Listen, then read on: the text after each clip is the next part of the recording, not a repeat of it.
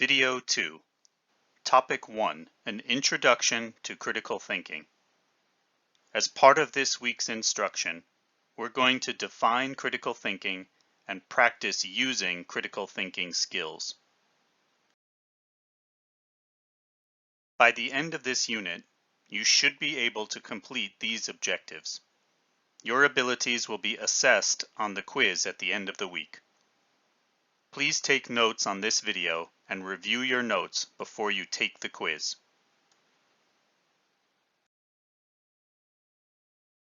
There are numerous definitions of critical thinking, but I'll focus on 3.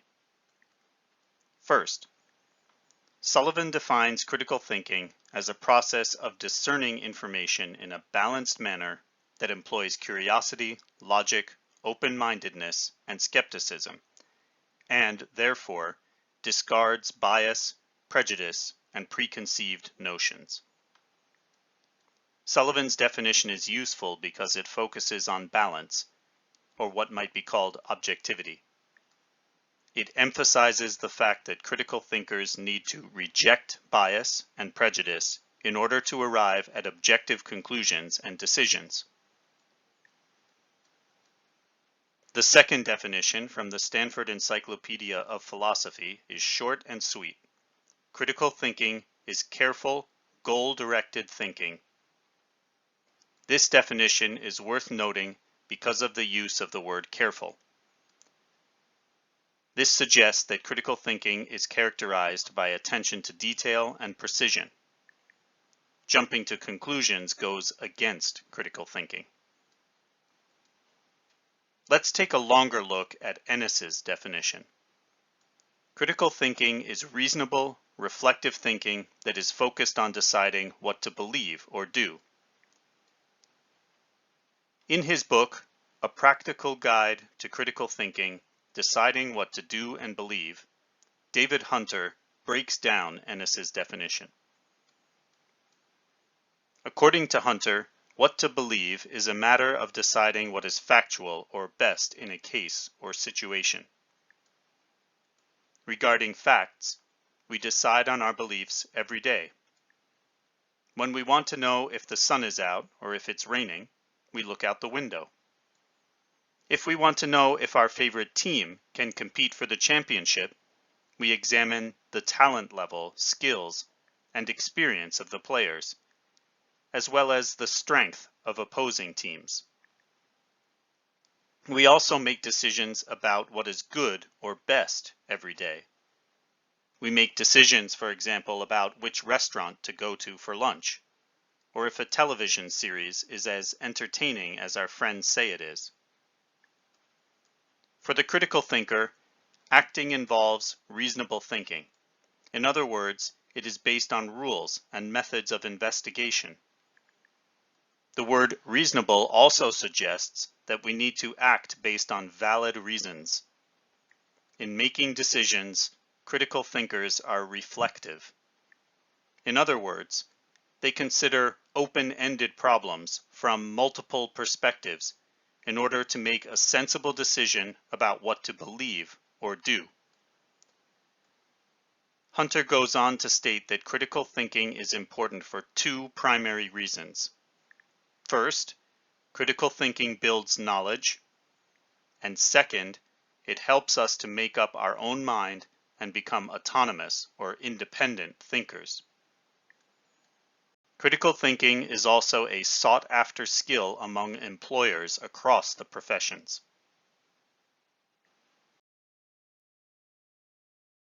Take a look at these specific critical thinking skills. In critical thinking, a streamlined conception, Ennis identifies 12 core critical thinking skills, as well as 3 auxiliary skills. The core skills are 1. Focus on the issue. 2. Analyze the argument. 3. Ask questions. 4. Define terms. 5. Question assumptions. 6. Judge credibility. 7. Observe. 8. Deduce. 9. Induce. 10. Make value judgments. 11. Consider suppositions.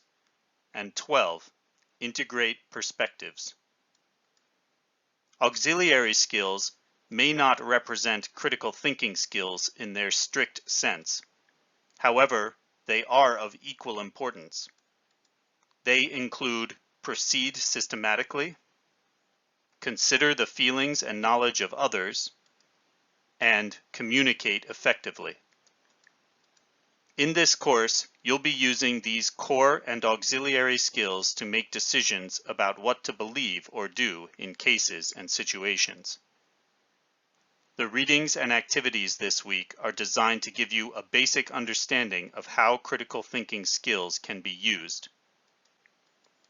If there are vocabulary items you do not know, make sure to look them up in a dictionary. You may be asked to identify them on the quiz at the end of the week.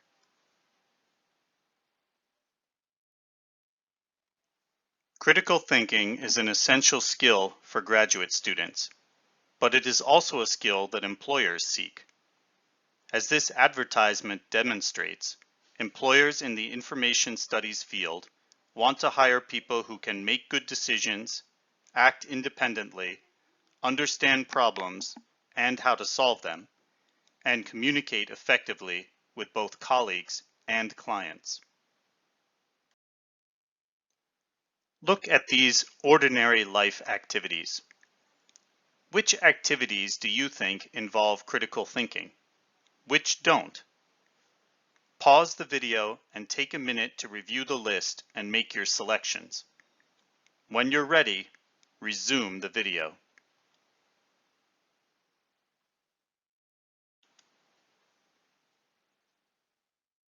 If you chose buying a car, choosing courses at university, selecting food from a new menu, deciding between two job offers, planning a party, and comparing types of smartphones, you were right. All these activities require you to think critically because you have to make decisions about what to believe, which may affect your decisions about what actions to take.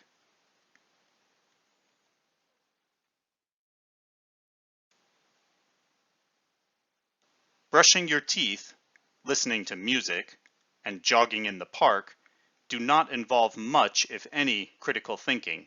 These are routines. Usually we think about other stuff when we're doing them.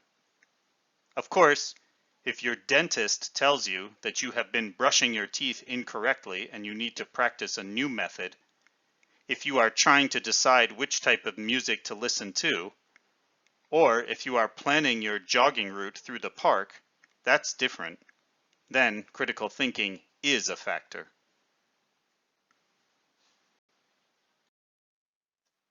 Now, read this case study. Think about the comments and actions of different members of the team. Which members of the team are displaying critical thinking? Which members are not? Make sure that you study this case carefully and take some notes. You will be asked to discuss it on the quiz at the end of the week. This is your first discussion board task. You will find the same information in the assessment folder for this week in Blackboard. In the first reading from John Dewey's How We Think, you'll read about a case of critical thinking involving inductive and deductive reasoning related to an apparent burglary. In the second reading, an excerpt from the play 12 Angry Men, several jurors discuss a murder case. The purpose of reading the excerpt is to examine the issues of assumption, bias, and prejudice in reasoning. Complete your work by the end of day 2 to receive full credit for this task. If you have questions about the content of this video or the discussion board activity, contact your instructor.